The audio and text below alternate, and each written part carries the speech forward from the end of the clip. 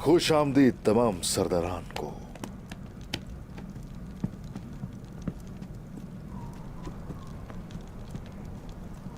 हम इससे नाखुश हैं उस्मान साहब।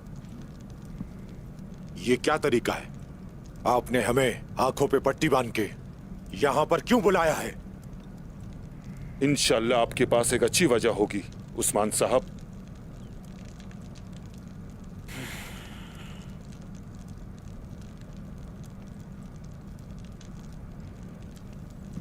अच्छी सोच रखी, अच्छा होगा। बस एहतियात से काम लिया और कुछ नहीं। कैसी एहतियात? क्या ये जिरगा राजदारी में नहीं है? हम सब सरदारान के अलावा कोई इसके बारे में नहीं जानता। मैंने भी यही सोचा था,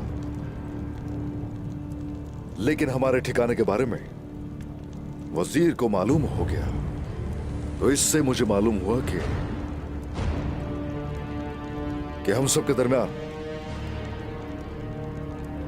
कोई एक ऐसा सरदार है जो कि गद्दार है।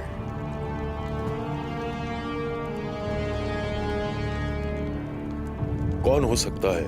इस इंतहाई मुश्किल वक्त में आखिर गद्दारी कौन कर सकता है? हमारे दरमियान गद्दार कैसे हो सकता है?